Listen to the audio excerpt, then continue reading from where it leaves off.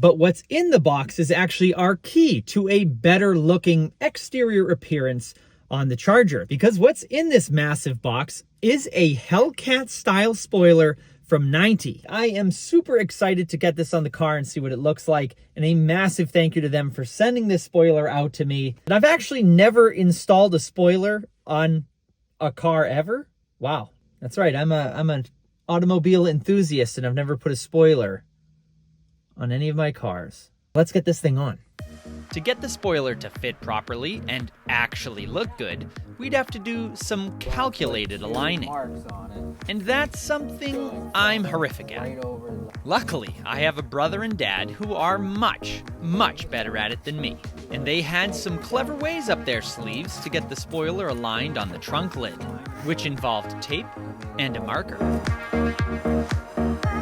This thing was looking awesome already. And none of the cursing and redos make it into the video, so it looks really easy. Draw a line down. I will show you. Just draw a straight line for me. Straight down. Just so you can line up those marks.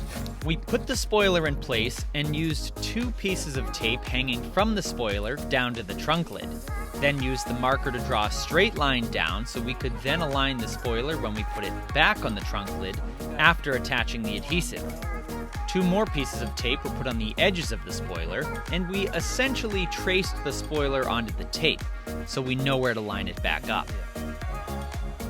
We then cut the tape so the spoiler can come off the trunk lid, and just have to line back up our lines when we put the spoiler back on. So with our alignment tape in place, it was time to take the spoiler inside, where it's a little warmer, give it a quick wipe down with rubbing alcohol to make sure our double-sided adhesive tape, which was included with the spoiler, actually sticks. We definitely don't want this thing flying off at 80 miles an hour. With the tape secured, it was time to line the spoiler back up with its marks. It's especially helpful to have a few sets of eyes for this. All right, so now we want to lift it up, take the stuff off, and 2 of us will hold it, and then we'll fine tune. Before pulling the backing off the tape and mounting the spoiler to the car. Just don't let it touch down. Yeah. How do you look on the How do you look on the corners in your I'm pretty good on my outside picture. corners? I think we're... All right, drop it. Good, right? Okay. Good.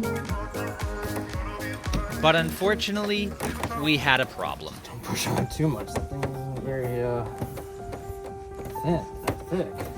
After taking the backing off the tape and pressing the spoiler down, it seemed like the tape just wasn't sticking. Tape's not touching. That's 'cause it wasn't. So you gotta get good. Go get some more tape. It seems as though the tape included with the spoiler just wasn't sticky enough. So off came the tape, but at least we didn't just throw it away. It can be repurposed as a kiddie toy. So the next day I went to the store and bought some stronger 3M tape, and we did the process all over again.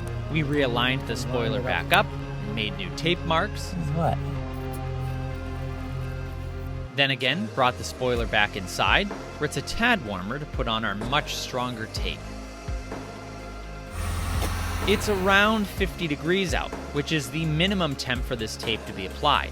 So just to be safe, I used a heat gun to get the spoiler just a touch warmer.